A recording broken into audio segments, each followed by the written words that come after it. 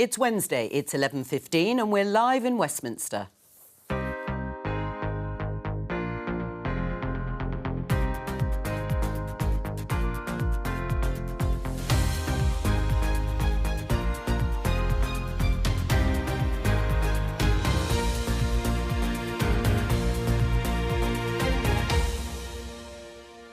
Joining me today, Conservative MP Peter Bone, Labour MP Margaret Hodge, GB News presenter Inaya Falarin Iman, and Daily Mirror editor Alison Phillips. Today, what we have seen too often are examples of racism, misogyny, sexism, discrimination and the likes. The Mayor of London takes aim at the head of the Met Police. Are Cressida Dick's days numbered? The plan sets the ambition of eliminating waits of longer than a year, waits in elective care, by March 2025. £12 billion extra for the NHS in England, but waiting lists will get longer for 3 more years.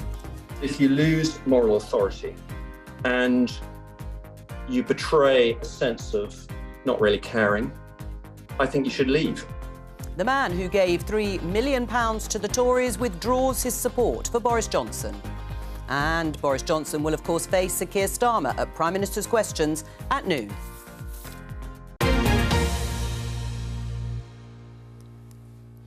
You heard in the headlines there the Health Secretary Sajid Javid saying that, yes, all that extra money will go into the NHS, but waiting lists will still be rising by 2025. It's a theme picked up by several of the newspapers. Let's just give you a flavour. The front page of the Daily Telegraph. Waiting lists will rise no matter what, says Javid. This is the Times headline. When it comes, saying something very similar. Tories push PM to act faster on waiting lists. And finally, the front page of the Mail. Is that all we get for £12 billion? Is the Mail right, Peter? Is it money for nothing? It's a very good question. Putting money in doesn't solve the problem. It's actually whether that money is used to improve efficiency, get more staff. I mean, one of the people said to me, well, the Nightingale hospitals were wonderful, but they were never used. The reason they weren't used, we didn't have the staff to put into them.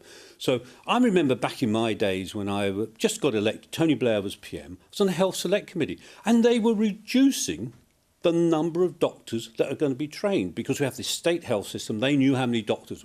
What a mistake. So we should get on and train people. And one thing we should stop doing is sacking people because they haven't been vaccinated. 80,000 less healthcare workers is nonsense. So that's one thing the government, I think, is going to stop doing. But they've really got to not say we're giving them £20 billion. We want to know what that £20 billion is going to give us. And are we actually going to see outcomes? Should we have more money going in? I would want the money to go in. I'm not interested in the total money. I want to know what the outcomes are. Not targets, not 5 years plans. I want to see my people treated quicker and better. What was your reaction, Margaret? Is that all we get for £12 billion? Waiting lists still rising by 2025? Well, the answer is that we know how to actually cut waiting lists, Peter. You're completely wrong about the Labour government. We came in, waiting lists were... No, I wasn't saying that. I was just this business about doctor training. OK, waiting lists were sky high and we brought them down. So we know how to do it and money counts. Don't think the money doesn't count.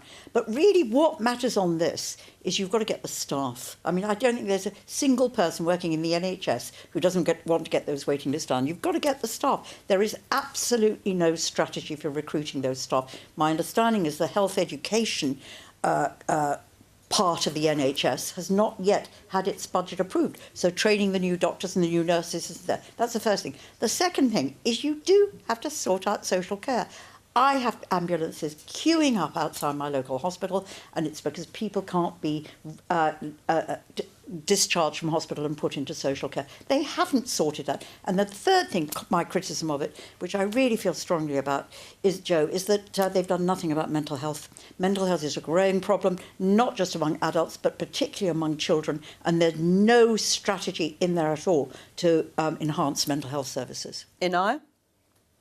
Well, I think that Peter is right to bring up the vaccine mandate for NHS staff. I think that was a disastrous policy that I think would probably have lowered a lot of morale for NHS workers that have been working there for 2 years in really difficult conditions. So I'm happy to see that the government are going to be potentially rolling back on that, and hopefully staffing will improve in that sense. But I do think that we have to really have a conversation as a society, being really honest about the impact of pandemic era policies. I mean, when you do shut down the economy, when you actually cancel many different medical conditions and appointments, you are going to have serious waiting lists several years down the line. And the national insurance increase, when we have a cost of living crisis right now, is going to hugely impact many people across society. And we know that that's only for the NHS. That's not necessarily going to be enough money to deal with the social care crisis. So I think that this is only going to be the start of many of the challenges that we're going to be seeing over the last few years, over how the last 2 years have been handled. Alison, before you just respond to what Inaya has said, just to remind viewers that national insurance contribution increase is going to fund, the government says, the pandemic recovery before going to social care. Doubts over it will ever end up there. Well, yes, I mean, there's that point. And also, I think that the key point to remember here is we've got 6 million people on waiting lists at the moment.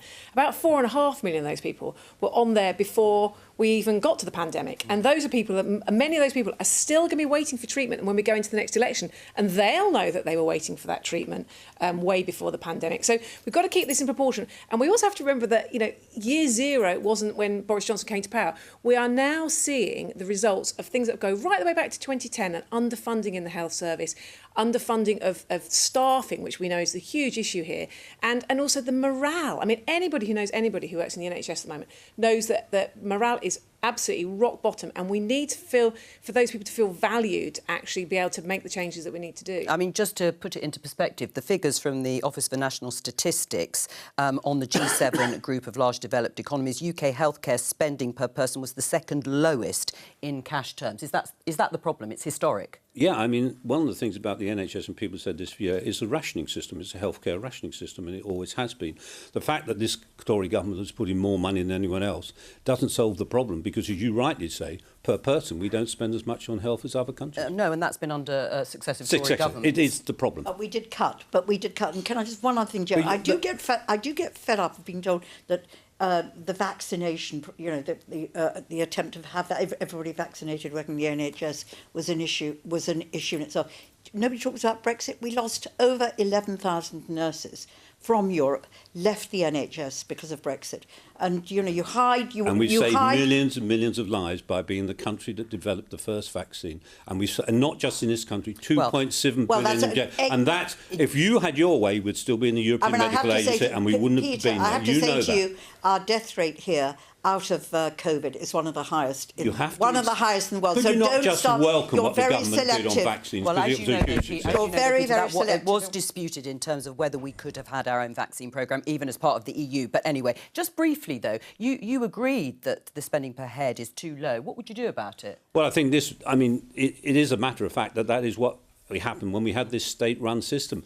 We're going to have to look at if we had cross-party agreement, how are we going to do it? And this idea that we've got raising money on a particular tax, this money is going to come out of general taxation. And if we want to increase the NHS, we are going to have to spend more money, but we're going to have to spend more money properly and efficiently. And that's a really good... If we had a proper debate on that, that would be useful. We're going to move on because the Mayor of London, Sadiq Khan, has intervened in an interview talking about the Metropolitan Police and its chief, Cressida Dick. Let's have a listen.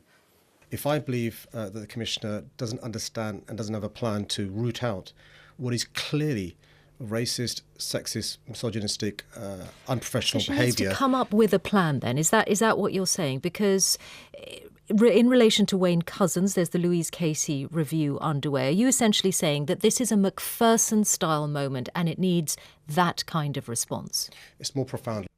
He says it's more profound than Macpherson in terms of the moment for the Metropolitan Police. Do you agree with that? That was the Macpherson report in the wake of the murder of Stephen Lawrence that found the Metropolitan Police institutionally racist.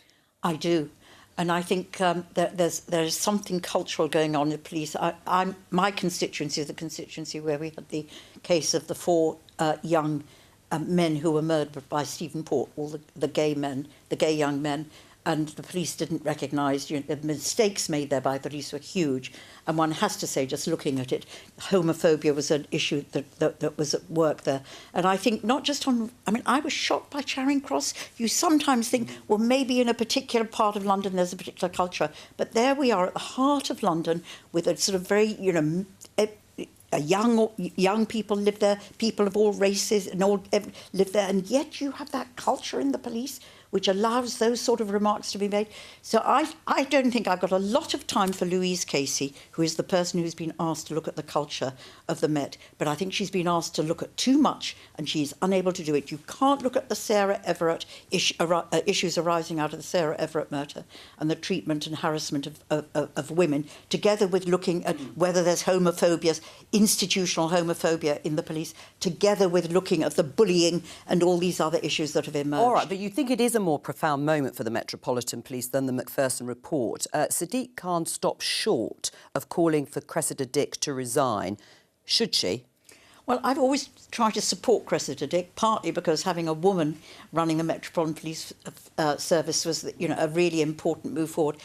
My own view is that she is really well liked by the police officers, and I think her concentration is too much inward to looking at what they want for what the service, the people work there. So should she go now? Has she had her time?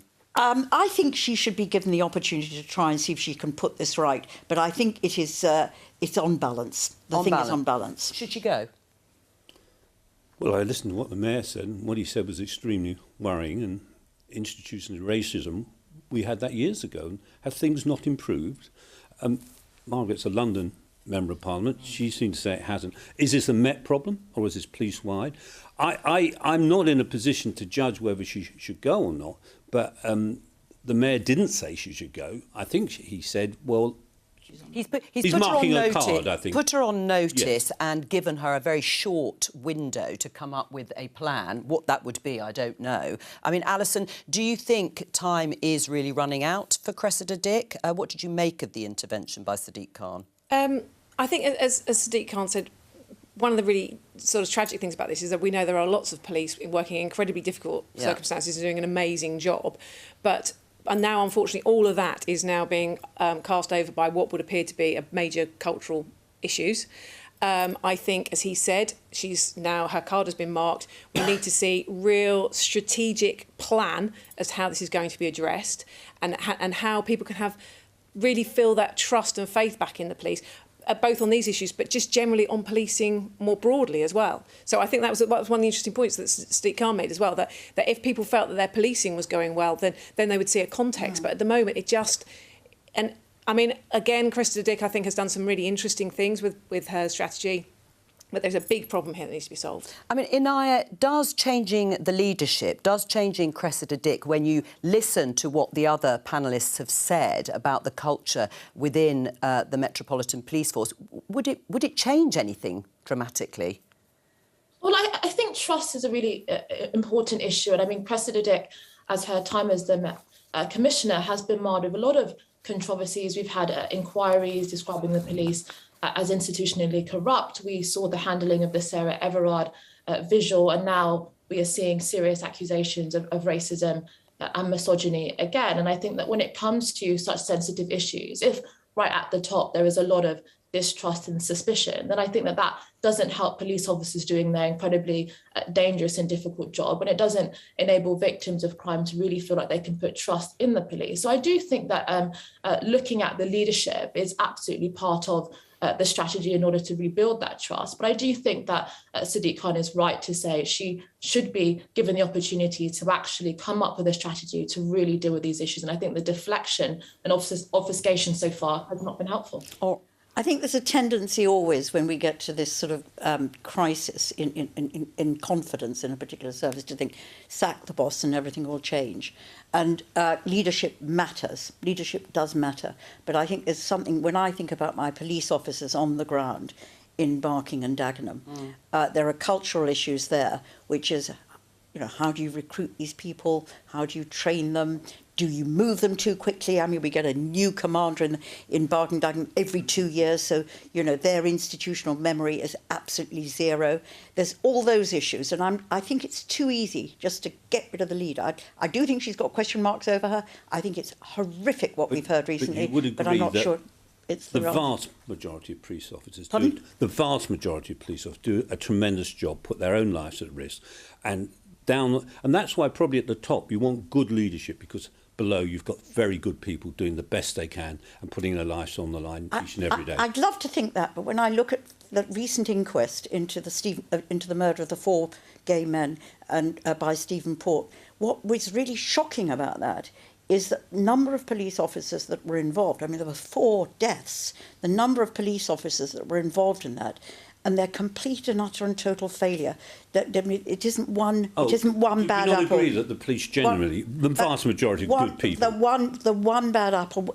It just wasn't. It wasn't the performance of one person. I think it's a wider cultural issue. I genuinely have to say. I have faith in the police, but yeah. Well, I have faith in some of them, but I just tell you, when you have something like that, you want in your local police services, you are left thinking, my God, why didn't just one of them, understand what was going on and intervene and realise that these were not just deaths. They were murders. Right, we're going to talk about the mini reshuffle that was carried out yesterday. Talking of leadership at the top, Boris Johnson actually swapping around some of the roles, including Jacob Rees-Mogg, appointed to the new position of Brexit Opportunities Minister, and he's already coming up with some policy suggestions. Let me just show you this in the Times. Bring back fracking, says Jacob Rees-Mogg. Fracking, or hydraulic fracturing, is a way of extracting gas from rock beneath the ground. Back in 2019, the government, you may remember, announced in effect a fracking ban because of concern about seismic events. They were called linked to the process. That's earthquakes for all of us. So work at various sites has been paused. Apparently, according to the Times at least, the Prime Minister rejected Jacob Rees-Mogg's suggestion. Peter, do you agree with him? Should the Prime Minister think again? It's always good to look at ideas, and I think Jacob's position, getting benefits from Brexit, is great. On the fracking issue, I agree we should have fracking. The increase of energy prices surely indicates to everyone that we should try and get energy costs down, and fracking would certainly do that. Alison? Well, I think that all the work that's been done on this shows that, you know, if we're going to get to where we need to be on net zero, fracking isn't the way forward.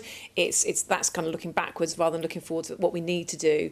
And, you know, I imagine that Jacob Rees-Mogg's got plenty of other Brexit opportunities that he can be focusing on, and we're going to be seeing lots of these in the next few weeks. Inai, did it surprise you to see that Jacob Rees-Mogg revisiting fracking? Although it was only a couple of years ago, the government said fracking would increase the UK's energy security, drive economic growth and create jobs before actually banning or at least pausing work on various sites.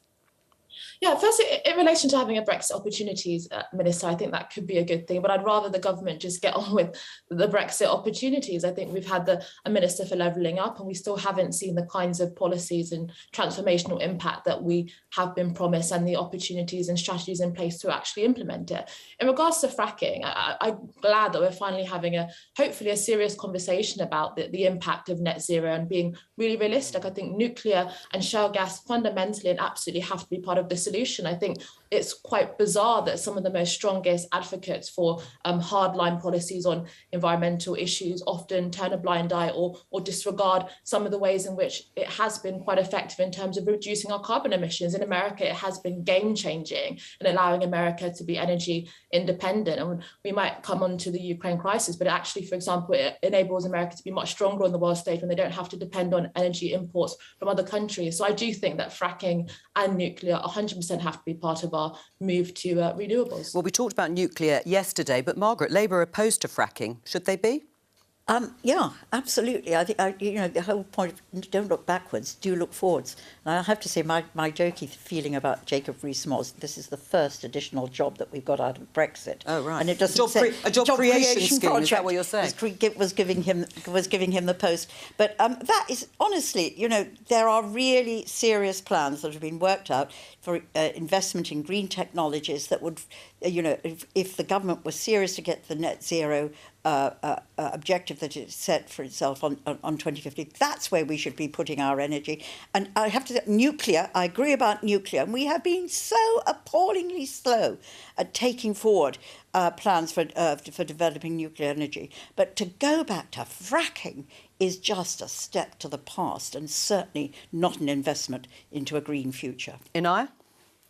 Well, I think that fracking has been really important in America. I think it really speaks for itself. I think, understandably, there is some concerns about some of the dangers, but the idea that, for example, there are not concerns when it comes to wind and solar. I mean, when the wind isn't blowing, when the sun isn't shining, there isn't enough energy. We do need to have a backup source. And often some of the mining involved in the lithium mines for batteries and storage for solar isn't necessarily green or sustainable or ethical. So I do think that we have to have all cards on the table, fracking, nuclear and all other options, if we are serious about actually transitioning to a greener future. But which is why things like an investment in reducing our consumption of energy is as important as everything else. So, retrofitting all our homes, our schools, our public buildings. That will take a lot of time, though, won't it, Margaret? Well, as much time as putting up a nuclear energy plant.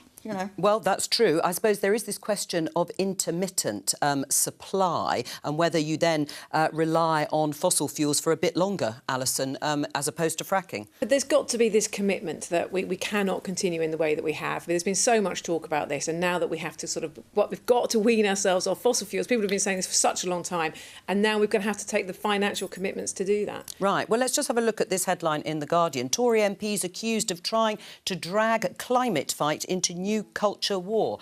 Are you one of those, Peter? I have no idea what you're talking about, so I'm not.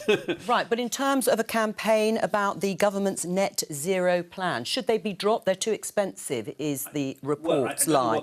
What that's referring to, but certainly I think there's a feeling that we want to do new things, we want to be innovative, we want to use technology, but at the same time we don't want to force up everyone's energy bills to an unsustainable Well, it's a bit too late for that because everyone's energy bills are going up. Well, that might go back to the fact that we need more different supplies of energy from different sources, our own security on it. So the fracking argument is quite an interesting one from that point of view. Well, except experts say fracking at a couple of sites in the UK is not going to make a significant difference to energy bills. The energy market is a global one. But I think we should have as many different supplies of energy in case one goes one way or there's a block from overseas. I just think that the more different types we can have, and yet wind and everything, but also nuclear and fracking and gas and whatever. Well, I just think you have to think that we want to save the planet. We now have a commitment. We've got a Prime Minister. One of his targets is to be a leader in moving us towards zero carbon emissions. And it's just crazy to therefore even think of putting any money into going into fracking, which is one of the worst things you could do in relation to the energy. Just think, I'm all for diversity of energy sources. But not for fracking? No, not. Well, how do you mean by diversity if you don't want fracking? Because it doesn't help us meet our targets in relation to climate change. You've got to have the two. You can't have one policy and not think about the other. You only want sources of diversity if it's to do with saving the planet. Yeah, and you're not really worried the cost of people and whether that makes it impossible are you to worried? If you were worried about the cost of people, Peter, you would not be giving them the increased cost in their fuel bills now, without tackling the massive profits being made by BP and Shell. On that, can I just show everybody that headline on exactly what Margaret's saying, the costs and energy bills. Financial Times says BP rejects call for windfall tax as profits hit 8-year high of $12.8 billion. I mean, it's hardly surprising, is it, Inaya, that BP doesn't want to be taxed more, but should it be? Well, I do think it is striking when we were told energy price caps and things like that would put many of the energy companies out of business. But I just want to quickly pick up on the point about many of the MPs that are scrutinising net zero being brought into a culture war. I really worry about that accusation and actually opening up a democratic conversation about the impact of quite significant and far-reaching policies on the lives of ordinary people is somehow bringing in a culture war. I thought that the left side of the political spectrum should be concerned about working people, their jobs, their bills, and whether or not the cost of living is too high. And I think that actually opening up the conversation around net zero is part of actually getting solutions that meet our targets, but also actually make sure that ordinary people are not left incredibly worse off and having to decide between heating and eating. Is that fair, Alison? Well, I certainly think that people should be having an open conversation about things like net zero. But I think what we've seen in the last few weeks is in a lot of the criticisms that are being made about number 10, and particularly a lot of criticisms being made about Carrie, the whole this idea, they're an advocate of net zero, was being thrown around as if it was sort of something deeply suspicious, which is like a lot of that language was used that is, we do see creeping in where people are trying to create some kind of culture war. But So I think that really, to the point that we need to be giving value for money for, the Mirror's been campaigning for a windfall tax. I mean, the BP, the £12 billion profits, it's just obscene when we know the situation people are in. Right, well, on that, windfall tax, yes or no, Peter? Probably no, on balance. Why? When you look at your constituents seeing these soaring energy bills. Yeah, but the fact, look, I'm not an expert on BP or anything, but I think they made a loss as well. They did. So in 2020 and of course they pay corporation tax on their profits anyway. So, but they could afford to pay a lot more. Well, that may be the case at this time. But does that cut back on investment? But the government's proposal instead is loans to bill payers and a council tax rebate. You called it socialism. It is socialism. Margaret will be all in favour of it, not me. Are you all in favour of it, Margaret? What of? Well, the loans, the government's plan to actually. No. I think that's buy now, pay later, which is something we don't want at all. Whereas buy now, pay later, we don't want that, Peter. No, we don't. No, right. So what you could do? I mean, these are crazy profits. They are sort of obscene profits, and we had a windfall tax to help us with unemployment when we were in government. This is an absolute great opportunity. You increase their corporation. It's not a long-term solution, though, is it? No, of course not. But you increase. But neither is pay now. Borrow now, pay later. That's true. Okay, I'd rather take some of that profit, help to reduce everybody's. But it's a 10% increase in their corporation tax. That's what's being suggested for 1 year only, and that would allow everybody's bill to go down by £200, and the poorest to have a cut in their bill by £400. That must be a good idea if you care about some form of fairness in our society. Let's talk about COVID and COVID restrictions. We can show you pictures from Canada. You may have seen what's called a Freedom Convoy. It began on the 9th of January. It's been going on a long time in Western Canada as truckers protested against a rule that requires them to be vaccinated against COVID-19 to cross the US-Canada border without quarantining. There are also demonstrations in New Zealand, inspired by those in part in Canada. People have come out to protest against ongoing restrictions and compulsory vaccinations. These protests are happening across the world in various places, either against lockdowns in one form or another or about compulsory vaccinations. Have people had enough, Inaya?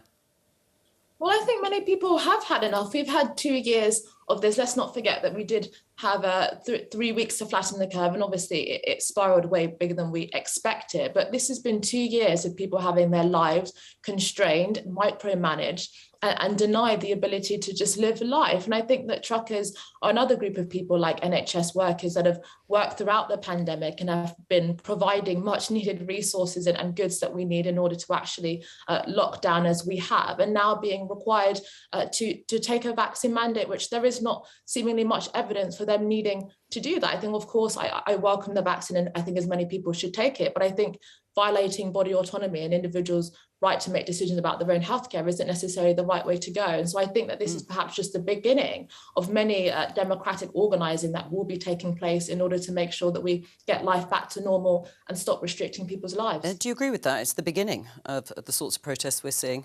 But I think we've got to keep this in proportion. This is something that's happening in Ottawa, in Canada. It's of no real relevance to what's happening here. In this country, most of the restrictions have now gone.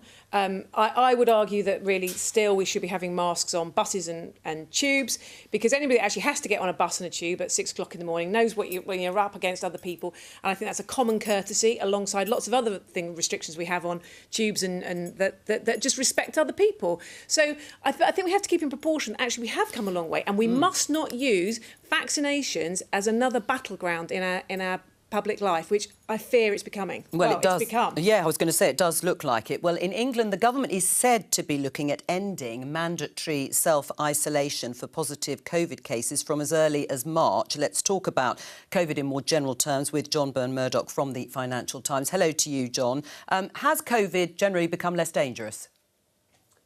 COVID has become less dangerous in the way it presents at a population level. So it's not, part of that is the fact that the Omicron variant has become intrinsically slightly less severe, but the bulk of what we're talking about when we talk about the idea of COVID becoming less dangerous is the impact of immunity, so primarily through vaccines and also through people who have been infected and recovered. The result of that buildup of immunity, plus the sort of assist that we've had from Omicron, is what's meant that compared to where we were, say, 15 months ago with the Alpha variant or last year with the Delta variant, we are now in a less dangerous position, yes. So, but what's been happening then to the infection rate for COVID?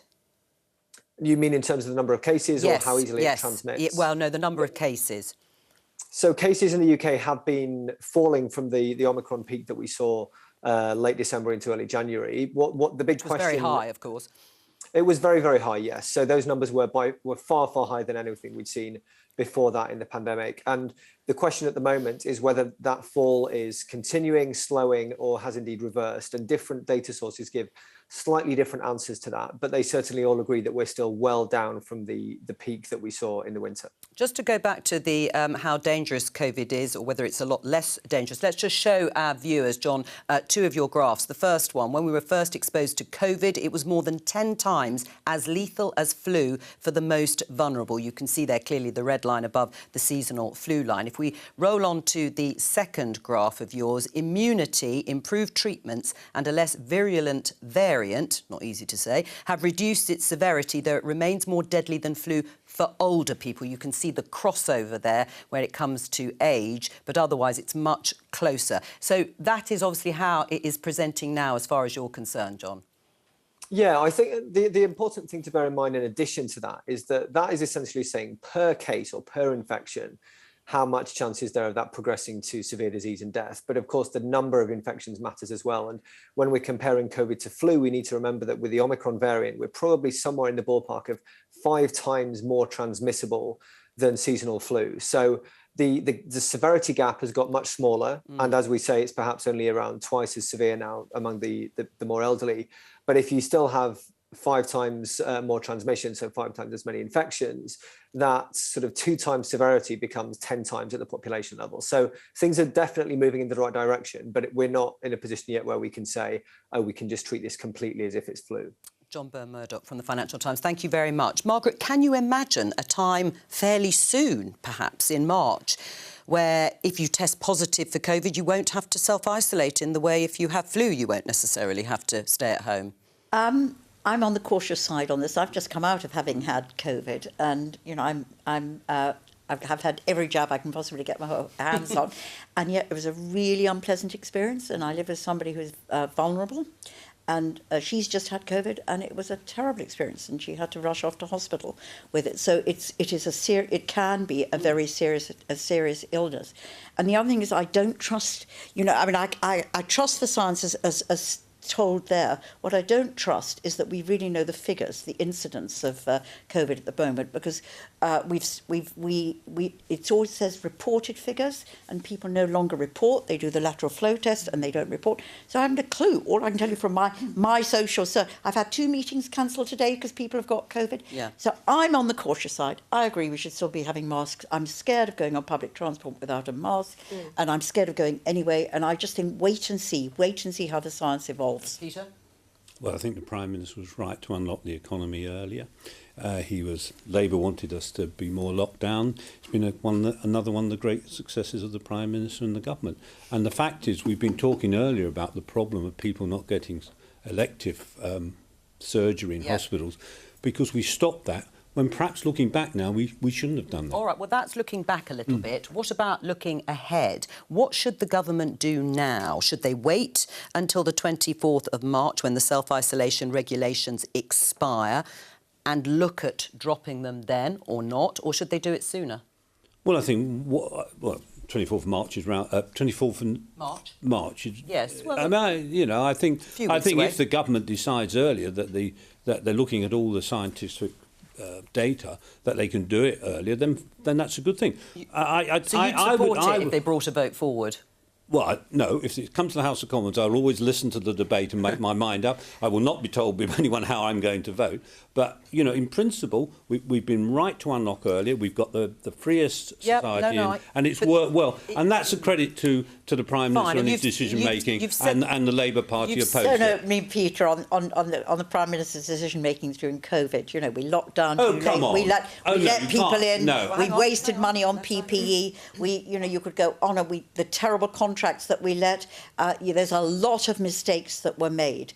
And it's thanks to the scientists in Oxford, really, that we got the vaccine. For the vaccine, I suppose. Quite. I absolutely disagree entirely with Margaret. I think the Prime Minister, the one thing people shouldn't be arguing about is the effort that Prime Minister put in, the COVID vaccination and his leadership on that. He nearly lost his life during it, fighting to get us out. I think you can pick holes in things, you might have made mistakes, but generally the government did a really good job. The death toll is very high, whichever way you look at it, and so is the death rate, although not the highest when it comes to other comparable countries. But just looking at the next stage, do you think it is too soon? That is a big step to stop self-isolation period, if and when that happens. Well, I mean, as Peter said, we've got to listen to the scientists. I mean, and I think, you know, to question Peter's what he's just said there. I mean, what has guided us through this has been the science. We've followed the science. Perhaps sometimes the government followed it more than other times. But I think at this point, we're a month away from that March date.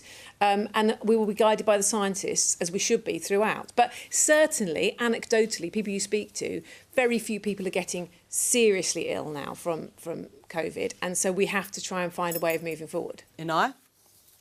I think that one thing the pandemic has told us is there is no fixed, unchanging thing as the science. And I think we should not be using scientists as a shield to hide from political decisions. And this is a political decision that I think is right for the Prime Minister to be scrutinised on. And I do think he is making the right decision. I don't think that, I think that the argument is the right one. I think no one thinks that COVID is equivalent to flu. I think the horrendous death toll speaks for itself, and it is horrifying that has been the case over the last 2 years. But I think that the question then is, do we move away from the emergency mindset, a pandemic mindset, to how do individuals manage their own risk? And therefore, I think we are at a stage where we can trust, we have the information out there. I think a lot the public have been remarkably and strikingly compliant on many of the measures. And I think that they have the moral capability to be able to weigh up what is right for them. If you are a healthy young person, you are incredibly low risk, or near zero in terms of getting seriously ill or dying from COVID. If you are more vulnerable, of course, I think we should recommend taking the vaccine and taking reasonable health precautions. And I think that that's what we need to be looking at now, giving people the power to make their own health risk and giving them the moral judgment and trust to be able to take into their own hands. I'm just going to interrupt briefly because we can welcome viewers on BBC News. We're coming up to midday. Time for Prime Minister's questions go into the chamber. It's starting to fill up. Of course, it's been an extremely lively and eventful time, Prime Minister's questions on Wednesdays over the past few weeks. We will wait to see what happens today. We talked a little bit earlier about the reshuffle that was undertaken by the Prime Minister. He has been criticised for making Mark Spencer, who was the Chief Whip, leader of the House of Commons in yesterday's reshuffle. That's because he is still being investigated for Islamophobia comments that he made, which he denies, but an investigation is ongoing into the matter. Peter, is it appropriate for Mark Spencer to be made leader of the Commons, which is a role, actually, which would give him oversight of complaints made by MPs when he himself is being investigated for comments he allegedly made to Nusgani, another Conservative MP? I think it's absolutely right. What is very interesting, we've got, is it the poacher become the gamekeeper or the gamekeeper become the poacher? Because as a whip, you do a chief whip, you do everything to get government business through. The leader of the House of Commons has a completely different role to get the parliamentary. But my question was about whether he should have that role while he is being investigated himself. Well, sorry, might call me old-fashioned, but isn't everyone innocent until proved otherwise? I think it's crazy. I think the reshuffle, it was a tiny little reshuffle. All men, one woman, at the bottom of it, and it was really Actually, it was quite reward. right, actually, the women have been One woman. No, one woman. there have been new PPSs, Prime Minister PPSs. Well, parliamentary private secretaries. You can't just say it's all when it's not. Well, hang on. Let me just clear this up. It is true some women have been promoted, but Caroline Noakes, Conservative MP, has said it's important to emphasise the positions you're talking about, Peter, the parliamentary private secretaries, to the Prime Minister in this case, are unpaid. So in the reshuffle, it appears so far the men got the paid jobs and the women the unpaid ones. Wonder how that further skews the government's gender pay gap. Peter? Well, she would say that. Why? Because that's... Because she's a woman? No, because she doesn't like Boris. It's as simple as that. Because it's true. No, because it's... But it's not. Is that not true? Yes, there's also that. Can I come back to who has been promoted? It does seem that people who have failed have been promoted. That's what's happened. And I just wouldn't have... There's no way I... Steve Barclay, well, hang on. fell. If we just focus in on the issue about Mark Spencer as well, which is what really matters. So we've talked a lot about trust today and how we can have trust in those that govern us. How can we have a man who we know is under investigation for Islamophobia comments that he denies. Alleged, yes, but he's under investigation at this point. We also know that he was at the heart of the Owen Paterson situation, which again did but it did so much damage to the way that, and so the idea that he is then promoted to a position. But what I don't really understand more than anything is why, if you're Prime Minister, you would want somebody like that. Surely there must be other people out there that could do the job. I mean, if we're discussing this as we are now, and there's been something of a backlash, before I go to Inaya, Peter, do you think that they were good decisions? I think, actually, reshuffles normally pass me by because I don't really watch my phone because they're not going to invite me in. Oh. But this was actually a really, for the first time, a good reshuffle. Another job, Peter. It changed things. We got a Brexit minister. We got somebody at the Chief of Staff in Downing Street. We got someone, an MP in research in Downing Street. Those things are bringing government closer to Parliament and Parliament closer to government, which is a good thing. He's saying he's got another reshuffle up his sleeve for sort of May time, so he clearly doesn't think it's that good. So do I have to keep my phone on till May I think you now? may have to. I mean, at the moment, he's done just about enough, not to reshape government, but to sort of please the right wing of the party, and then maybe later on, maybe or maybe not, something might happen. The new Chief Whip is welcome across. I think that's across the House. Christine is well liked by everyone. And he's a Brexiteer. The leader of the House is supposed to be, guardian of propriety and standards of to put somebody in there. I so agree. Okay, Alison, so agree with that. It's a very different issue. I'm trying to bring you in, and I'm sure you've been listening to all of this. I mean, stepping back a moment, do you think this reset, as it has been dubbed by the government, has really worked or is working?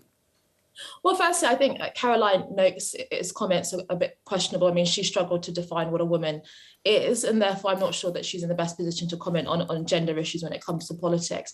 But when it comes to this particular position, I think it's not very good optics for the government to be giving someone this position that is also in investigation right now over these allegations of Islamophobia. Right, sorry, you were... Just what on earth are you saying about Caroline Noakes? She's been a fantastic campaigner on behalf of women. What are you saying about her? It's pathetic, that comment. That's the sort of nasty... No, it's not pathetic. No, it's not pathetic. What are you arguing about her? No, she is the chair of the Women in Select Committee, and she's been at the head of advocating for the reform of the Gender Recognition Act, and many women that have raised concerns about this, she has been shutting them down. Quite frankly, there was a Mumsnet discussion only last week that she shut down many mums raising concerns about this issue. So I think that it's absolutely right to raise those comments and hold her. I think it's extremely unfair to raise the trans issue, which is a really contentious issue, where we're all having to navigate in a way to try and build consensus, to raise that, to try and undermine and criticise a woman who I can tell you, and she's on the other side of Parliament, she's a Conservative woman who consistently in Parliament has backed and promoted the interests of women. That's really rotten politics. No, it's not. It is an important issue for many women, and it's absolutely right to bring it up, given that it is one of the most talked about issues right now. It's an important issue. Does it deprive Caroline Noakes of the right to make a comment about the reshuffle in the way that she did, questioning whether it was, as she put it, a he-shuffle as opposed to a reshuffle?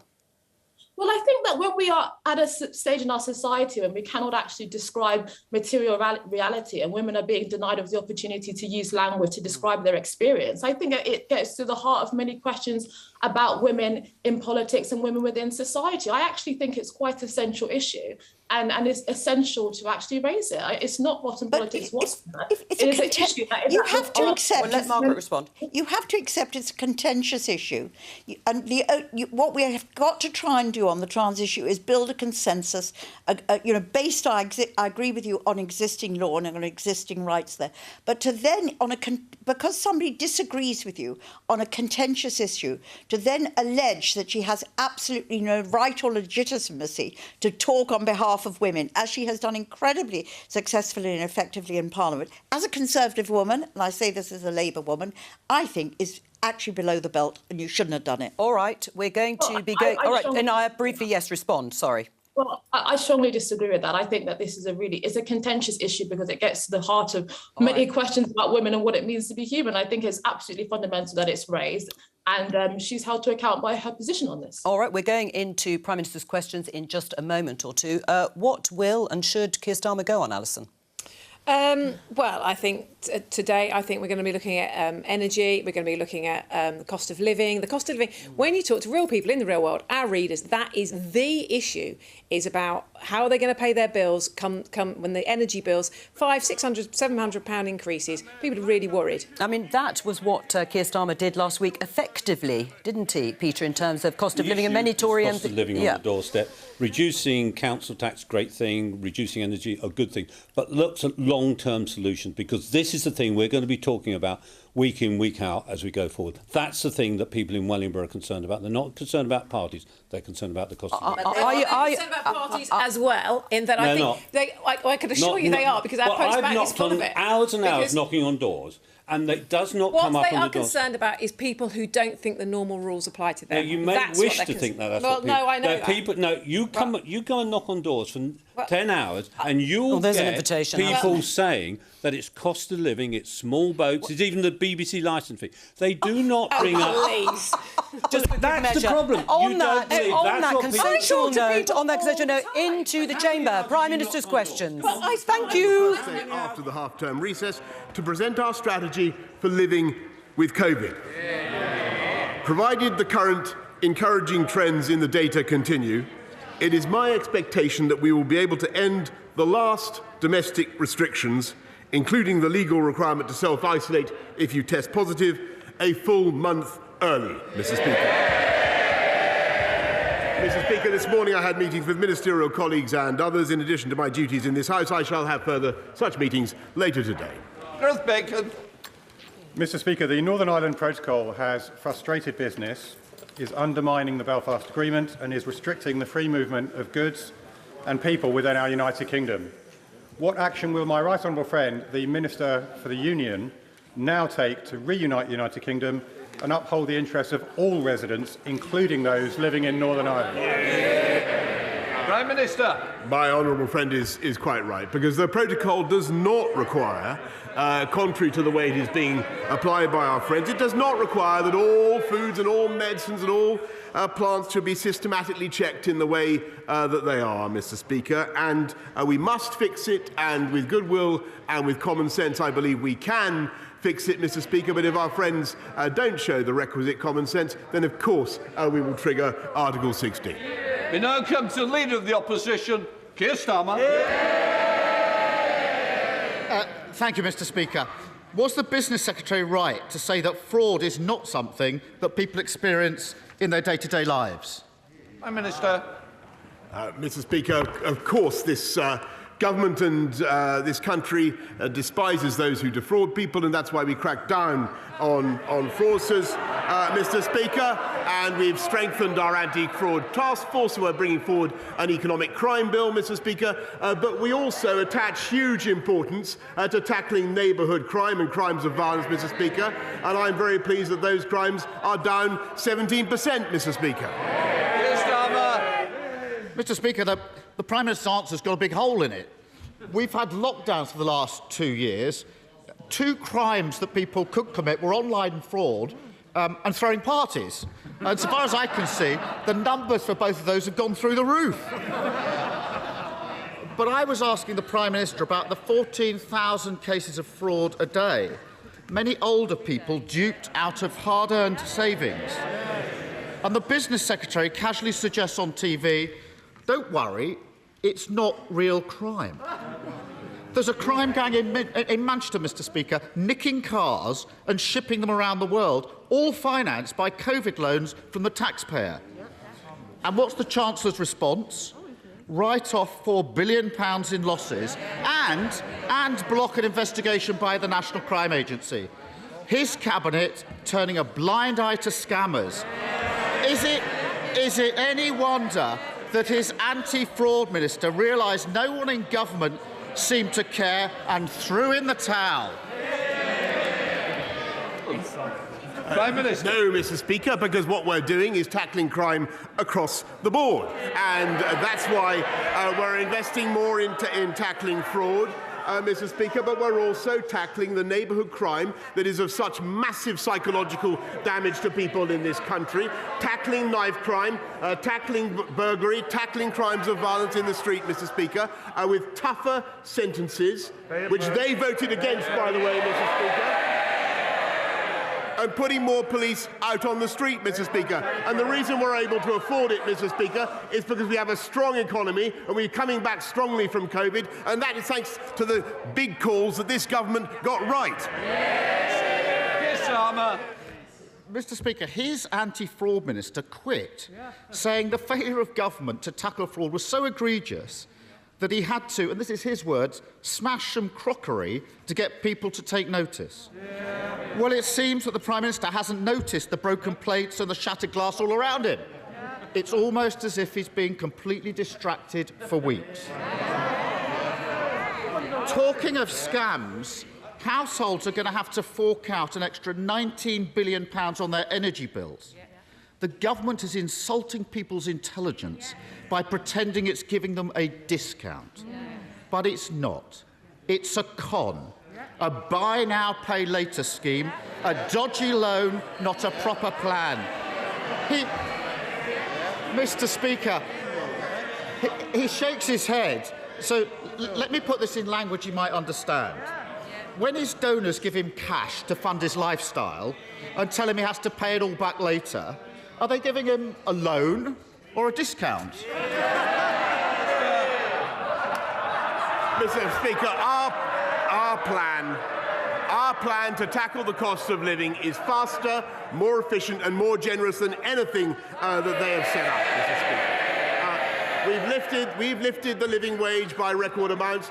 We've cut the effective tax for people on universal credit, Mr. Speaker, and we're now setting out a fantastic plan to help people with the cost of energy, Mr. Speaker. And it is more generous and more effective than anything Labour have set out. And the only reason we can do it's £9.1 billion, Mr. Speaker. It's huge sums that we're using to help people across the country. And the only reason we can afford it, Mr. Speaker, is because we have a strong economy, the fastest growing in the G7, as I think I may have pointed out to the right honourable gentleman last week, and not just last year, but this year as well. Mr. Speaker, the Prime Minister clearly hasn't got the first clue what the Chancellor signed him up to. So let me help him out. His plan is to hand billions of pounds of taxpayers' cash to energy companies and then force families to pay it off in instalments for years to come. If it sounds like he's forcing people to take out a loan, and it looks like he's forcing people to take out a loan, isn't it just forcing people to take out a loan? We are giving people in Band D council tax, A to D council tax valuations across the country. That is 27 million homes. We're giving them the equivalent of a £150 rebate off their council. Their offer is for £89, Mr. Speaker. Ours is faster, more generous, and more effective. And what they would do. And you know, this is a global problem, Mr. Speaker, caused by the spike in gas prices. But what they would do is clobber the oil and gas companies right now with a with a tax that would deter investment in gas just when this country needs gas, Mr. Speaker, as we transition to green fuel. It would be totally ridiculous, and it would raise prices for consumers. Mr. Speaker, I was always worried that the Prime Minister wasn't one for reading terms and conditions. Didn't understand what the Chancellor signed him up to, and he's just confirmed my worst fears. There is an alternative. Order. Can I just say, if you want to carry on outside. I am not having this perpetual noise coming from the front bench. Secretary of State should know better, and I expect better, and I certainly don't need to put up with it anymore. Keir Starmer. Mr. Speaker, there is an alternative. He could stand up to his Chancellor, tell him to support families rather than loading them with debt. Tell him to look at those bumper profits of oil and gas giants. Shell's profits up £14 billion this year. BP's profits up £9.5 billion this year. Mr. Speaker, every second of the day, they've made £750 extra profit from rising prices. At the same time, households are facing an extra £700 a year on their bills. Why on earth is this government forcing loans on British families when they should be asking those with an unexpected windfall to pay a little more to keep household bills down? Mr. Speaker, the Labour plan would clobber supplies. It's an improvement on what I thought he stood for, which was nationalising the energy companies. Maybe he's dropped that one now. I can't tell whether he's dropped that one or not. But, Mr. Speaker, what he would be doing, maybe he has, what he would be doing, Mr. Speaker, is hitting the energy companies at precisely the moment when we need to encourage them to go for more gas, Mr. Speaker, because we need to transition now to cleaner fuels. And what this government is providing is £9.1 billion worth of support. It's more generous than anything Labour is offering. And I just repeat my point. The only reason we can do it is because we kept our economy moving in those hard times when they took the wrong decisions. And we came out of lockdown in July, Mr. Speaker, when he opposed it last year. And we kept going over Christmas and New Year when they opposed it, Mr. Speaker. And that's why we have the fastest growing economy in the G7, not just last year, but this year as well, as I never tire of saying. He can bluff and bluster all he likes. The reality is this. On top of the Tory tax rises, on top of the soaring prices, the loan shark Chancellor and his unwitting sidekick have now kicked up a buy now, pay later scheme. It leaves taxpayers in debt, while oil and gas companies say they've got more money than they know what to do with. It's the same old story with this government. Get in a mess, protect their mates and ask working people to pick up the bill. But isn't he worried that everyone can now see that with this Prime Minister and this Chancellor, it's all one big scam and people across the country are paying the price? Mr. Speaker, what they can see is a government that is absolutely committed to doing the right thing for the people of this country and taking the tough decisions when Labour is calling for us to take the easy way out and spend more taxpayers' money. And, Mr. Speaker, it was this government that decided to keep going in July when he wanted to stay in lockdown. We kept going over Christmas and New Year. And by the way, Mr. Speaker, it occurs to me that we also were able to use those Brexit freedoms to deliver the fastest booster round and the fastest vaccine round. Yes, Mr. Speaker, when he not only voted 48 times to go back into the EU, yes, he did, but he also voted to stay in the European Medicines Agency, Mr. Speaker. And our plan for jobs is working, Mr. Speaker. We have record low youth unemployment. Our plan for the NHS and care is working, Mr. Speaker. They have no plan at all, Mr. Speaker. Our plan for the country is working. We have a great vision, Mr. Speaker, to unite and level up across our country. They have no plan whatever, Mr. Speaker. And I say to him, plan beats no plan. We have a great plan for our country. They play politics. Thank you, Mr. Speaker. The government's £9 billion support to help with rising energy bills is most welcome. But will the Prime Prime Minister assure the people of Anglesey and beyond that it's full steam ahead for new nuclear like Wilbur knoweth, and that this government is moving at pace on the Future Nuclear Enabling Fund so that the UK has energy security, jobs and investment right here on these shores? Yes, Mr. Speaker. I think I was only last week that I was congratulating her, or maybe it's a couple of weeks, on her fantastic advocacy for nuclear in Ismon.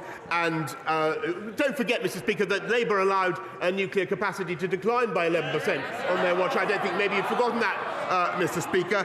We want to get back up there, and that's why there will be at least one big nuclear project this Parliament, at least one, and our nuclear financing bill will support that objective.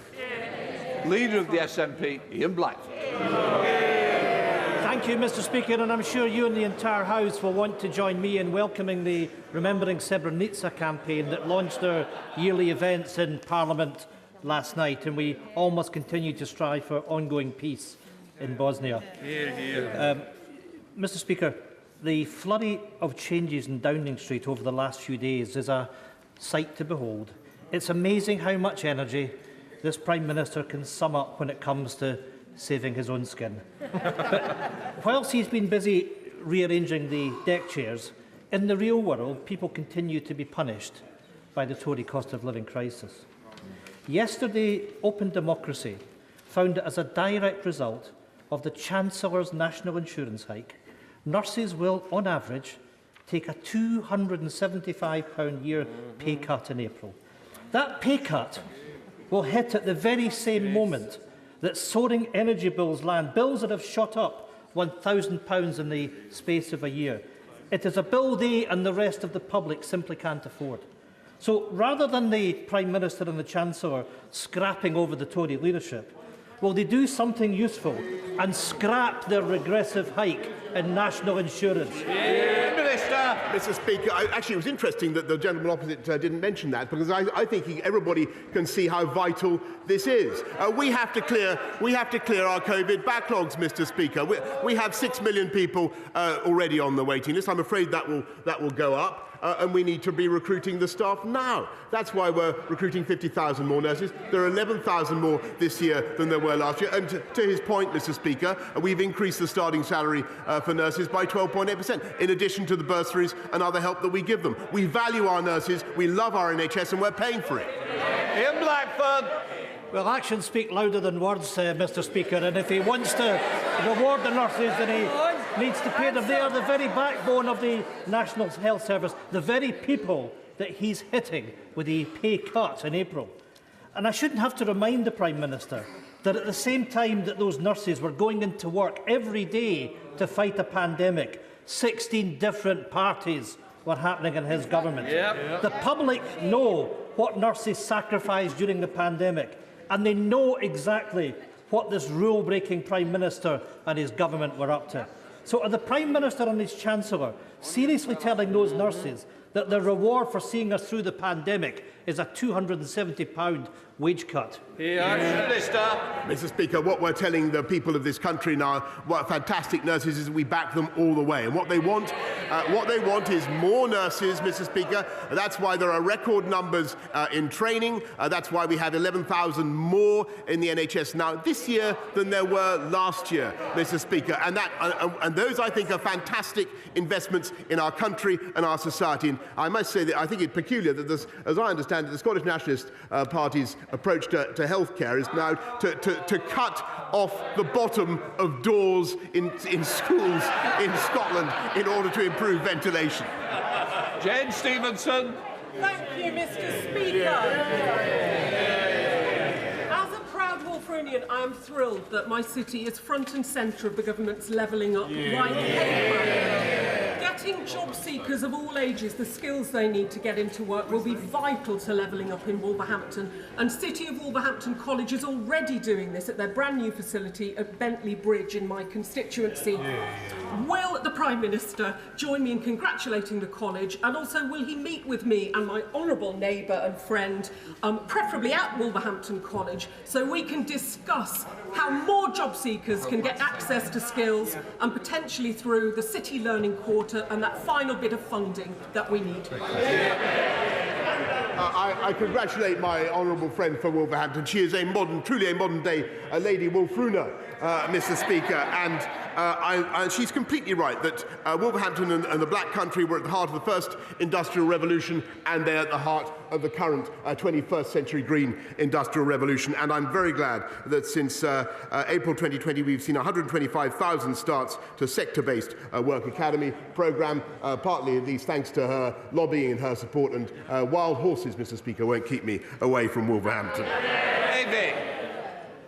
Speaker, 74-year-old Janet had £25,000 stolen by fraudsters. She told the BBC, "The money was my mum and dad's. I felt I'd let them down." For Janet, and for the 4 million people who fell victim to fraudsters and online scammers last year, fraud is a crime. So does the Prime Minister understand the hurt he and his ministers cause fraud victims like Janet when they write them out of the crime figures and dismiss fraud as something people don't experience in their day-to-day lives? Mr. Speaker, will the Prime Minister correct the record on crime figures and apologise? Mr. Speaker, I direct the House, direct you, Mr. Speaker, to what I've already said to my honourable friend, the member for Hartlepool, but he knows very, very well that this government hates fraud. It hates online fraud. We're tackling the scammers by helping people to come forward when they get an email, when they get duped. Of course, we're helping them in any way that we can, Mr. Speaker, but we are also cutting the crime that affects people up and down our country, the neighbourhood crime, dealing with the county lines drugs gangs, Mr. Speaker, and that, I think, is something he should support as well. And I'm proud that those numbers have come down by 17%. Baldwin. Thank you, Mr. Speaker. It's wonderful news that the first in-person Commonwealth Heads of Government meeting for 4 years will take place during Her Majesty's Platinum Jubilee.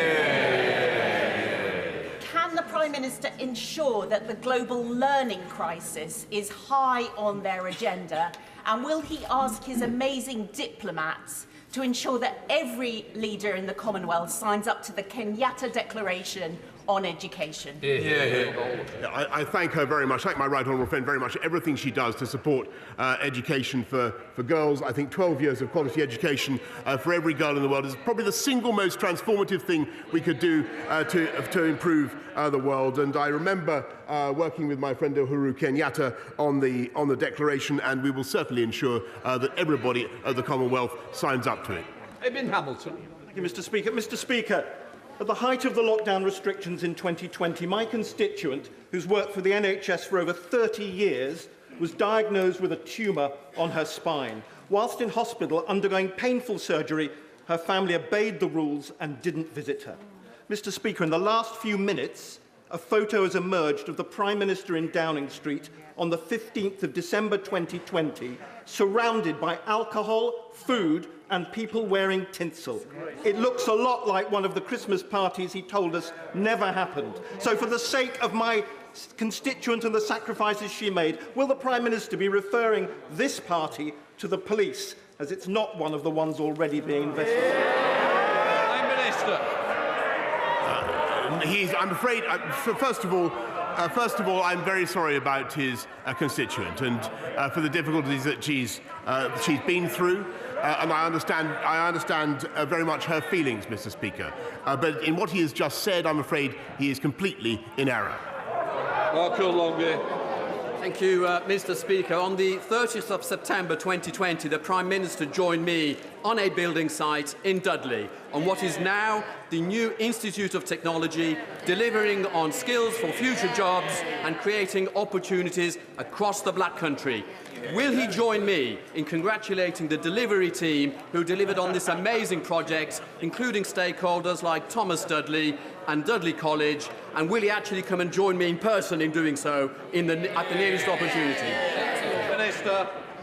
Mr. Speaker, I thank my honourable friend. He is a great champion for Dudley and for the Black Country, Mr. Speaker. And I'm delighted to hear that the Black Country and Marches Institute of Technology is now open, and I will certainly keep his kind invitation in mind.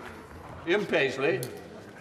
Thank you, Mr. Speaker. Prime Minister, the film Belfast contains the immortal words, "If you're not listening, you probably don't understand us. And if you don't understand us, you're probably not listening." The fact of the matter is that the protocol has zero support from unionists. The fact of the matter is, and I hope the Prime Minister is listening to this, that in a divided society, a solution that only attracts the support of one section of that community will never stand. Will the Prime Minister therefore take the opportunity to speak to the Irish Government, whose Ambassador Daniel Mulhern is running around Washington demanding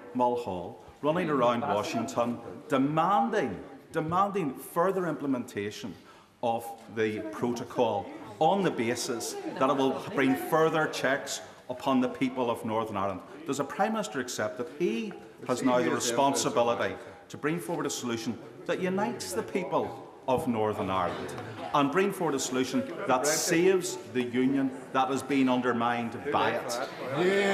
Yes, Mr. Speaker. Well, I agree with him completely that there must be a solution that commands cross-community support. And at the moment, Mr. Speaker, there is no doubt that the balance of the Good Friday Agreement is being upset by the way the protocol is being operated.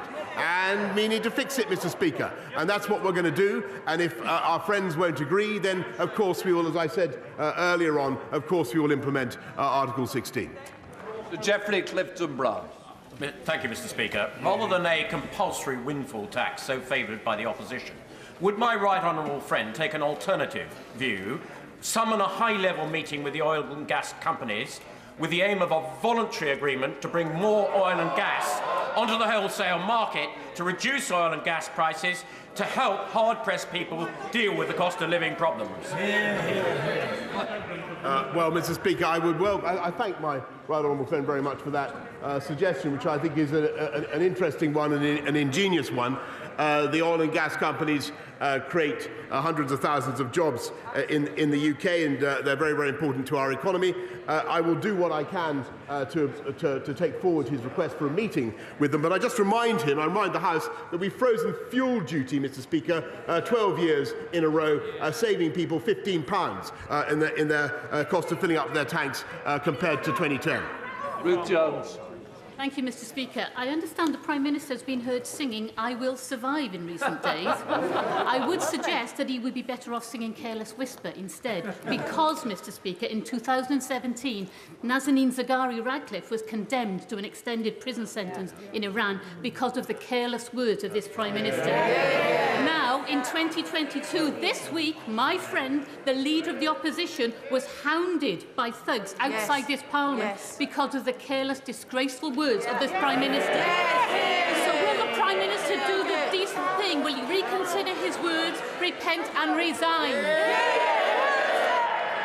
Mr. Speaker, I don't think that she should either let the thugs and yobs who bullied and harassed the right honourable gentleman off the hook any more, because they are culpable, any more than she should let the Iranian government off the hook, Mr. Speaker, because they are culpable. Thank you very much, Mr. Speaker. Since 2017, referrals for children's mental health has gone up by 60%. Eating disorders amongst young girls have gone up by 400% since lockdown. And we know that social media companies play a huge part in this. Given that social media platforms like TikTok are providing crack for kids in terms of adult content, negative imagery, and addictive algorithms, will my right honourable friend consider implementing a 2% levy on social media companies, which would raise £100 million to fund mental health resilience programmes for children? Mr. Speaker, I know my right honourable friend has campaigned on this issue assiduously, and he's quite right about the psychological damage that social media can do, and I've heard what he's had to say recently about TikTok.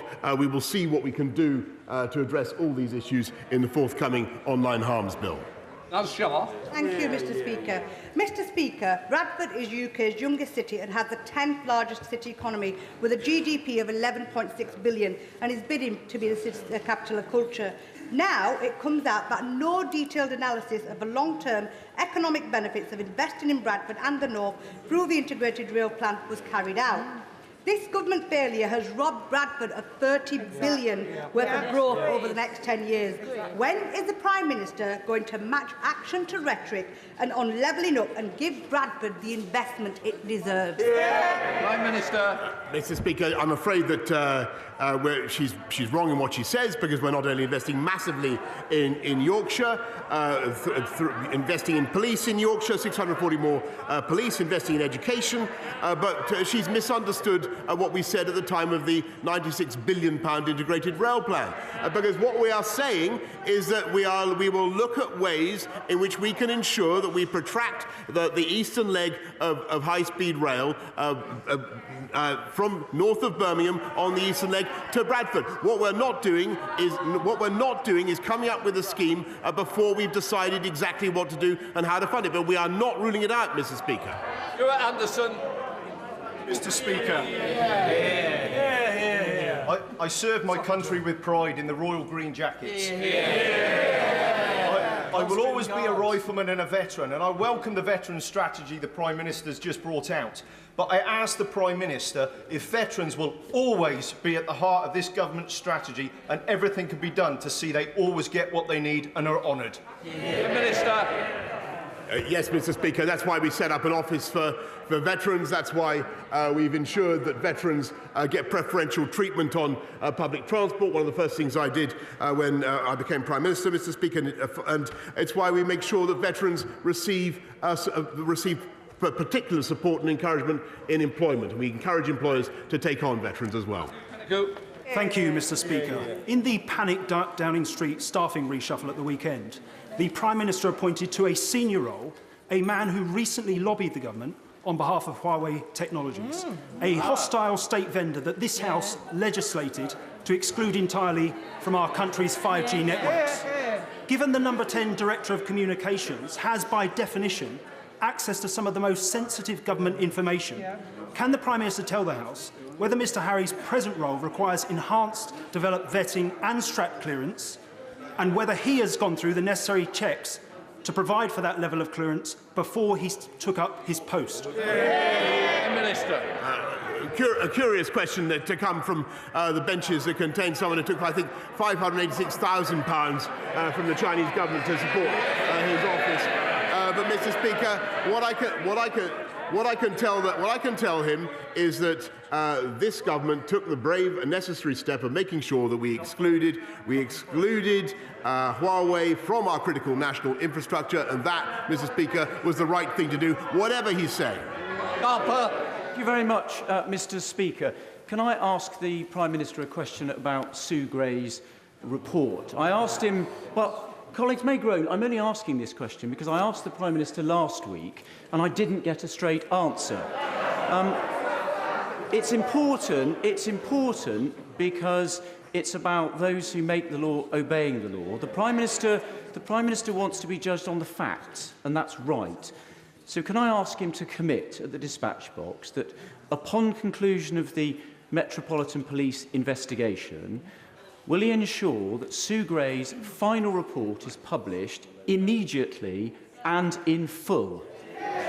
Prime Minister. Mr. Speaker, with great respect to my right honourable friend, I do believe I answered that last Monday, but or whenever it was, possibly last Wednesday as well. But I'll repeat for the benefit of the House that as soon as all the inquiries are concluded, I will immediately publish in full whatever Sue Gray gives me. Thank you, Mr. Speaker. I understand that the UK government signed an agreement with the Iranian authorities last summer that would have resulted in the payment of the £400 million that we owe Iran and the release of my constituent, Nazanin Zaghari Ratcliffe. That agreement fell through and the debt still hasn't been paid. Mr. Speaker, this case urgently needs the Prime Minister's attention and personal intervention. So could I ask the Prime Minister, will he meet personally with me and with Richard Radcliffe? I don't want to meet his colleagues. I want to meet with him personally to find out why the agreement fell through and why Nazanin Zaghari Ratcliffe still isn't home after 6 long years. I thank her very much. I thank her also, by the way, for all the hard work she does on behalf of Nazanin. We remain committed to securing the release of Nazanin and all the very difficult consular cases that we have in Iran. As she knows, the IMS debt is difficult to settle and to square away for all sorts of reasons to do with sanctions. But we will continue to work on it, and I will certainly make sure that we have another meeting with Richard Ratcliffe in due course. Natalie Elford. Mr. Speaker, Dover is once again beset by miles of traffic jams along the motorways, affecting residents and local businesses alike. Not because of Brexit, but because of Brussels bureaucracy and red tape. Will my right honourable friend, the Prime Minister, meet with me to discuss how we can invest in our local roads, in the M2, in the M20 and the Dover Tap to unclog that road once and for all, and also to get rid of the unnecessary red tape for a trading global Britain? Prime Minister. Yes, Mr. Speaker, she's absolutely right in what she says. As the economy rebounds, we're seeing all sorts of pressures, but we do need to make sure that we clear bottlenecks everywhere in our system, and that's what we'll do. Gerald Jones. Thank you, Mr. Speaker. I'd like to refer to the Prime Minister's answer to my honourable friend member for Leeds North East. The photograph referred to is all over social media. Everybody can see the photo. The Prime Minister is in the photo. So can I ask him again, will he refer to the matter to the police? Because this is not one of the parties already being investigated by the Metropolitan Police. Prime Minister. Yes, that's precisely the point, Mr. Speaker. It already has been. That event already has been submitted for investigation. That ends Prime Minister's questions. I'll let people leave before we start the UQ. All right. To the end of Prime Minister's questions, a little sooner actually than we were expecting. Let me welcome our guests for this part of the programme. For the Government, Rebecca Powell, Environment Minister, Justin Madders for Labour, Shadow Employment, and the BBC's political editor, Laura Kuenssberg. Now, at the very beginning of the PMQs, the Prime Minister stood up to talk about his intention to relax COVID rules. We'll come on to those in just a moment. But just more broadly speaking, there's been a reset by the government. We've had a mini reshuffle. Boris Johnson very much trying to put his leadership and his government on a different footing while the investigation by the Metropolitan Police is ongoing into parties. And it's interesting that the Labour leader didn't dwell on that at all. He focused very much on cost of living, which he felt was successful for him last week. Where, as we go into recess tomorrow, do you think the parties are? Well, I think Labour thinks they're definitely on to something by tuning into what they believe millions of families are feeling already and will feel more in the coming months, that week by week, month by month, people's money goes less far. And whether or not you want to talk about the energy companies or whether or not you want to talk about the government's tax rise that's coming in April, the fact is millions of people and millions of voters are going to feel that things are pretty tight in the coming months. Labour thinks that they have made up the gap between them and the Conservatives traditionally in terms of the economy, and therefore Keir Starmer wants to aim his fire there. That is a very difficult issue for any government, a really tough backdrop. But we saw in that session, didn't we, Jo, that just although Boris Johnson has really been trying to make changes, he's moved his team around, he's trying to announce other things, the NHS plan eventually came out yesterday, he's still, just as in the last 30 minutes, being dogged by some of the problems that have gone again and again and again at the reputation of Downing Street in the last few months. And we'll talk about those in just a minute. But first of all, the COVID COVID rules, Rebecca and Justin, and also, of course, you, Laura. Boris Johnson intends to scrap COVID isolation rules by the end of this month because if you test positive, Laura, at the moment you still have to self-isolate, although that period has been shortened. You do, and this would be, as Boris Johnson said, the sort of last of the existing COVID regulations that are still on the statute books. It is a real crowd pleaser for Conservative MPs. We know for months many of them have been very unhappy about the extent of the restrictions. On its own, it might not sound like that much of a big deal, but I suppose from a political point of view, it's basically the Prime Minister saying to his party and to the country, normal's nearly here. And perhaps at that point, what the question might be, do you see, whether it's, the supermarkets or transport companies or workplaces saying, OK, guys, that's it. Actually, we can go back to business as usual. But I would have thought there'd be people who'd say, still quite a lot of people getting this virus. Mercifully, thankfully, not nearly so many of them ending up in intensive care or losing their lives. But, COVID is still here, and it's still something that the government has to grapple with. Do you support it, Justin, that intention?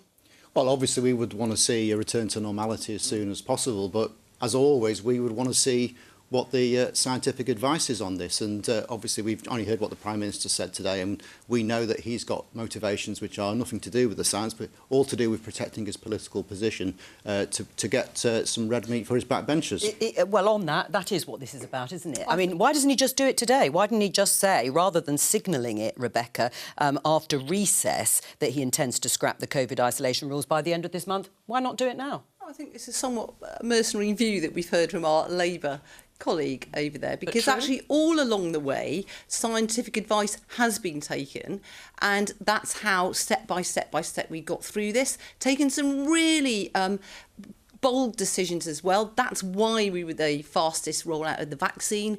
That's why we had such a really good booster programme. I think what this demonstrates is all those actions cumulatively have worked and are working, and actually people do want to get back to normality, and we have flagged that for a very long time. What's the scientific basis for actually bringing this forward? Because the regulations were going to expire at the end of March. I don't think you'd need a vote for these particular rules and regulations to actually be dropped. But what is the scientific basis for doing it now? Well, we heard that literally seconds before we went on air, so I will get back to you on all the scientific basis, but all of our decisions have been made on scientific basis, and quite clearly, and Laura mentioned, maybe supermarkets might think differently, or trains, but people will still be within their own, they can decide themselves if they still want to wear masks wherever they want to wear them. I think there will be an element of that people will take their own precautions. In fact, we've made it very clear that we want people to start to take a lot more of their own decisions and their own responsibilities. And I think step by step, that's the direction we've gone in, and we are getting back to normality. And I don't think it's political. I think it's just that that's what people want. Right. Is it something that you are minded here and now? I know you've only just heard it. We've all just heard it. But broadly speaking, Labour has supported the government on pretty well all of its decisions around restrictions. Do you think it's time for these rules to go? Well, look, as always, we want a return to normality as soon as possible, but we also want to be assured that the scientific and medical advice supports that. Now, what we really need is Chris Whitty, Patrick Vallance to do a press conference, as they normally do for big announcements of this nature, so they can actually answer questions from the press and the public, set out the detail as to why now is the right time to do that. Then we'll be confident this is the right move. Do you remember that, the Speaker has regularly said, come to Parliament and tell us first? So that is actually what Boris has just done. He will make a statement, won't he, after recess, which is what the Prime Minister indicated. Eventually, yes, there will be a statement, and probably eventually there will be a ministerial press conference as and when this actually comes to pass. I think, though, it's pretty likely there is something political about previewing this decision before a recess, when MPs, if our viewers aren't aware, at the end of this week, Parliament itself will pack up for a week. During that recess, there are plenty of Conservative MPs who are saying to me, and no doubt countless other journalists, and talking to other colleagues, that they're going to have a good old think during recess about their feelings of the Conservative leadership. Think about the context and how bumpy things have been for Downing Street. If the Prime Minister has dropped that little preview, that as soon as they get back, he's going to early on get rid of something they don't like, I think we might be being slightly naive. We don't think there's an element of politics not involved in there. Without wishing to be cynical towards you, Minister, I think there's something political in making that announcement in that way. Yes, because it is slightly strange to say this is what I intend to do. You preview. could just do it. Preview. So saying to parts or wings of his party, stay with it. Well, what might not have helped that particular strategy, and as you say, there were pointed questions from his own side, Mark Harper, former Chief Whip, as well as Labour MPs, about this picture that has emerged again in the Mirror, who have had pictures in the past and videos about what has been going on at Downing Street and across Whitehall. You can see it there. New Partygate image shows Boris Johnson and open bottle of bubbly at number 10 Xmas quiz. You may remember, if you watch this programme regularly, that this is about a Zoom quiz at number 10 Downing Street on the 15th of December. It isn't one of the events that is being looked at by the Metropolitan Police. There were 16 in total. 12 sort of made the threshold, if you like, for a police investigation. But if Downing Street were trying to say this was not a party, it makes it much more difficult. Well, certainly the optics of having an open bottle of something fizzy on the desk in the office in Downing Street and somebody having tinsel around their neck and the Prime Minister himself being visible in the shot makes some of the arguments that Downing Street had been making about these events slightly more tricky and probably less compelling to some of our viewers. You're right, though, to highlight this is one of the events that Sue Gray, the senior civil servant, looked at, and she concluded that it didn't meet the threshold for the Metropolitan Police to investigate it. So she looked at 16 events across Whitehall during that period of lockdown, and she concluded a dozen of them, having spoken to the police through the investigation, she concluded a dozen of them met that threshold. But it was interesting what MPs were trying to push towards today was saying, look at this, you can see that there's alcohol around. Does that really look like something that would happen just in the course of a normal working day? Perhaps the Metropolitan Police should be opening this, but whatever the technicalities, Joe, there's no question that, again, this is another poke in the political pressure towards Boris Johnson's efforts to move on from all of this messy stuff. Does it look like a party to you, Rebecca, when you look at that picture? Well, as Laura herself has actually said, Sue Gray apparently looked at this image and it was discounted. Hang on. You know that she looked at the event. I can't give you... I don't know what images she well, had. you seem to know a lot more than I do, Laura, but I can't give you chapter and verse about exactly, you know, all of that. But I'm led to believe that actually this was one of the images discounted from the inquiry. But remember, we've got the inquiry. We've had the Sue Gray inquiry. We've already heard what she said.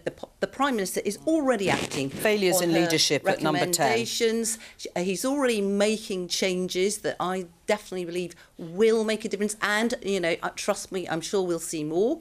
And I welcome that. But also we got the police inquiry. And before we keep on this endless thrashing around, discussing all this, let's wait for the inquiry. I honestly believe if you go out there into the public, and I do this all the time in my constituency, meeting people, door knocking.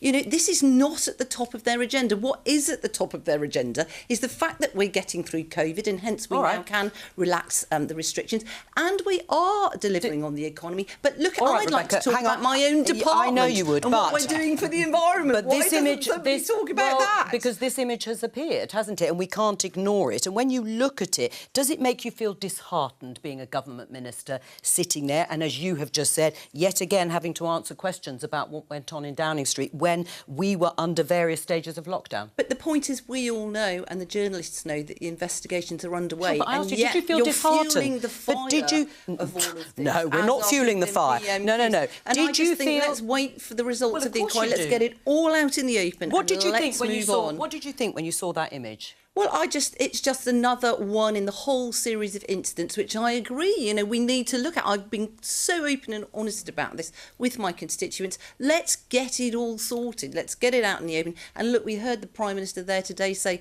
whatever Sue Gray comes back with, he will publish that immediately. Well, that was so interesting. Look, he's being open. He's being as open as honest. He's apologised. I mean, I sort of feel like saying, how much more can we keep going over the that, old of course, ground? I don't know. Could we get on to what matters? Just briefly, Justice, should we just wait? It is another image of an event that we already knew about. Should we just wait now for the investigation? We've had, again, on the record from the Prime Minister in response to Mark Harper asking for the whole of the Sue Gray report and findings to be published, and he said immediately after the Met Police, and the Prime Minister said yes. Well, I'm glad that he's committed to that, but I have to take issue with what Rebecca said about the Prime Minister being honest, because that's exactly what he hasn't been. He said in Parliament that there were no parties and that he'd been assured that there were no parties, and now we have yet another photo of him clearly at a party. Now, it might not have been at the threshold for reporting to the Met Police, but it's clearly a party, and he's been completely dishonest with the entire nation about this, and that's why his position is untenable. All right, and we will wait, of course, for that Metropolitan Police report when it comes, and the rest of Sue Gray's findings into events and parties at Downing Street. Keir Starmer was questioning fairly close to the beginning, I think, about crime figures and crime report. He was referring to comments made by the Business Secretary, Kwasi Kwarteng. Let's have a look. I think crime fraud is really, really important, but people are talking also particularly about burglaries, about personal injury, about physical crimes. And I think in that context, we're seeing lower crimes. I think the Prime Minister was right. So, but what he said in the Commons, was that true? Yeah, he was referring to personal injury and crime in relation to individuals. But not in terms of total crime. What he said in the Commons this week was not true about crime. The point the Prime Minister was making is that the crime that people experience in their day-to-day lives, in terms of fraud, in terms of burglary, rather, not fraud, but in terms of burglary, in terms of physical injury, has gone down. That's absolutely right. Rebecca, should cases of fraud not be included in the overall crime figures? Well, we're obviously having a big conversation about fraud, but in relation, I believe, largely to the money spent on the COVID support. And, of course, we did actually devote 400 billion to that support, and actually we're now looking into whether people did fraudulently claim some of that money. Yeah, but that's not my question, Rebecca. Sorry, with all due respect. Boris Johnson has said crime has come down by 14%.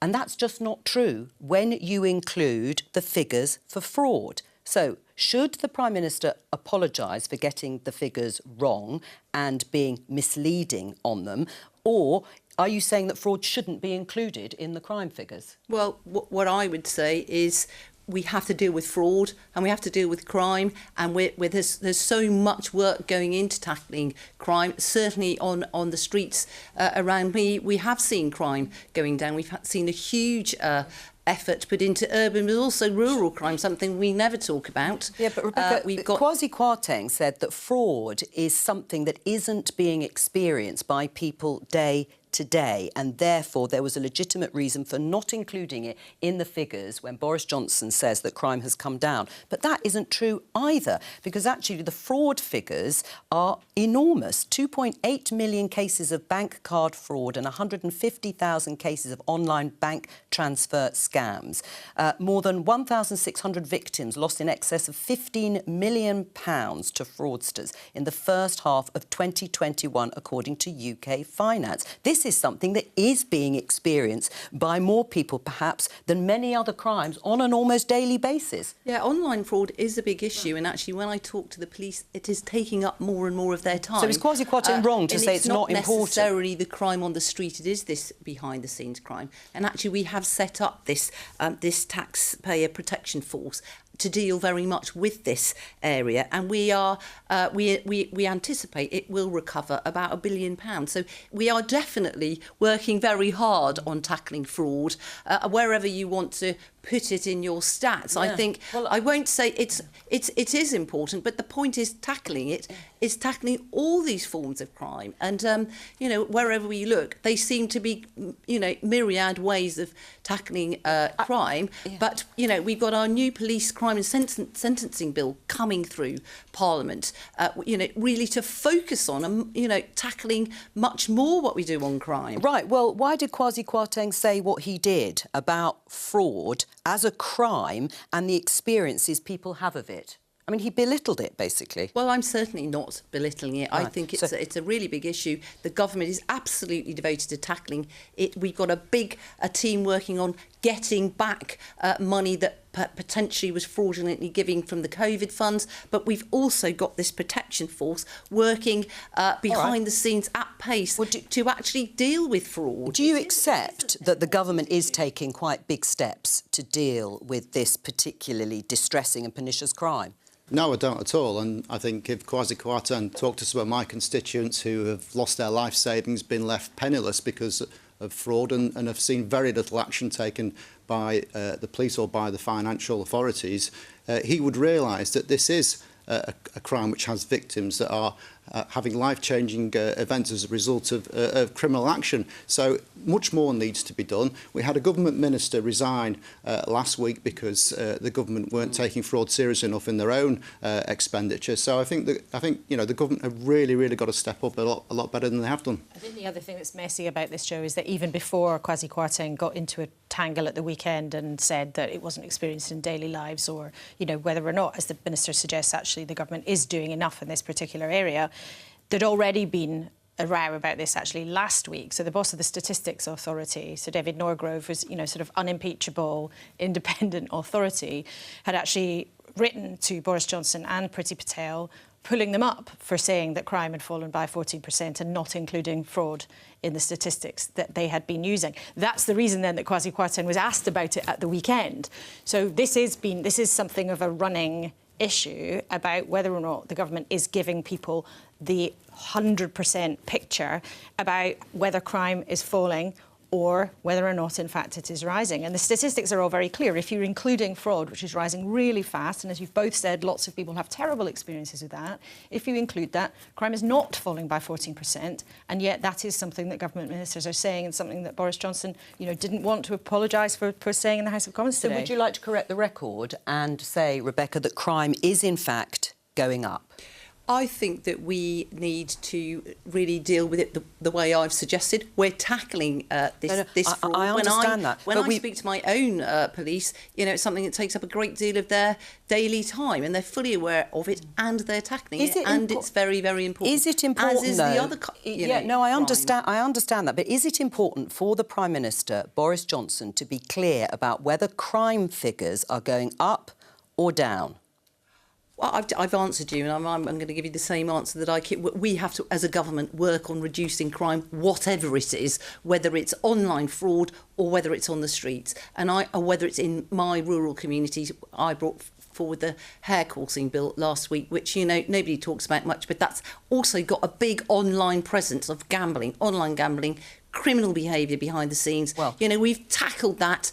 I don't know whether that's listed in the crimes or not, but, you know, that's something this government positively brought forward. It's going to be a game changer in many rural communities' lives, and that's the kind of thing we ought to be talking about. Should he just say, I got it wrong, Boris Johnson, on the crime figures? They should include fraud, and because the Statistics Authority have said that it was actually misleading to exclude it, should he admit that crime is going up? I mean, I'm always somebody that says, if there's a problem, let's look at it. If there's a problem, let's discuss it. If there's a better way of doing something, let's do it. All right, while we're talking about crime and policing, let me just show you this tweet. It's the BBC Radio 4 Today programme tweet. The Metropolitan Police Commissioner, Dame Cressida Dick, must deliver a plan to fix racism and misogyny issues in the force in a matter of days and weeks. Labour London Mayor Sadiq Khan tells Michelle Hussain. Is it time for her to go, Justin? I think that's a judgment for Sadiq Khan, actually, and the Home Secretary. Now, obviously, Sadiq's had the opportunity there to say that he doesn't have confidence in her. He's decided she's got to deliver this package of reform, which is clearly needed. I think he's going to give her the opportunity to deliver on that and then maybe take a judgment. This is a step, though, isn't it, by the London Mayor Sadiq Khan. This is in the wake of the police watchdog report into a particular police station at Charing Cross in WhatsApp messages that were revealed. Yes. But now he's putting her on notice. Yeah, there's no question about that. It's a ratcheting up of the pressure on Cressida Dick, who, of course, is the most senior police officer in the country. So this is not just a question for the capital city. But really, for Sadiq Khan and for the Home Office, the terrible allegations and findings that emerged last week were really the latest in quite a long line of things that have gone wrong with the Met. There's been a lot of impatience in government towards Cressida Dick's handling of the force. We know already that the Home Office and Number 10 discussed whether or not to replace her, but in fact her contract was extended by another 2 years. But it's interesting this, because last week sources close to Sadiq Khan made it clear he wanted her to be on notice. He's felt a week or so later the need to say that publicly, explicitly, to say that he wants to see evidence of things sharpening up within, weeks. And it's a very, I think, quite a precarious situation for the Metropolitan Police. And it's not just the revelations of the last couple of weeks. This is a succession of things, of course, widespread, real upset at how the Metropolitan Police handled the murder of Sarah Everard, the treatment of female protesters. Also, many people had concerns about their reluctance initially to investigate even, lockdown gatherings in government. So I think it's been an unhappy saga, and this is a clear sign from London City Hall that patience is pretty much at the end. But of course, to replace someone isn't easy either. No, that's and as you say, very although it's the Metropolitan Police, it is the biggest police force. It is very much a national issue. Rebecca, what's your response? Do you think Cressida Dick should seriously consider her position? Well, I do agree with my Labour colleague here. And what's been said is really for Sadiq to say. But it's the Home Secretary's decision. I do think I was, mortified to hear the reports from last week. And as a woman, you think, gosh, it's something else addressed at women. We believe we are, really trying to tackle, these crimes against women and so forth. But quite clearly, we want to hear something from Cressida Dick. But I think that that's. It's not for me to make a decision about what she should do, but I do think, and it's Sadiq's prerogative to come out with what he said. Would you like to hear something from Priti Patel? Would you like to hear something from the Home Secretary, bearing in mind it is her job to effectively hire and fire? Well, I'm sure Priti Patel is watching and listening, and the programme? Oh yeah, maybe not. As this transpires, and she will act accordingly. I am absolutely sure. All right, well, that's all we've got time for. Thank you to all of my guests for joining me today. It is the final PMQs before a recess that will take us to the end of February, when Boris Johnson, as he said at PMQs, intends to scrap the remaining COVID regulations.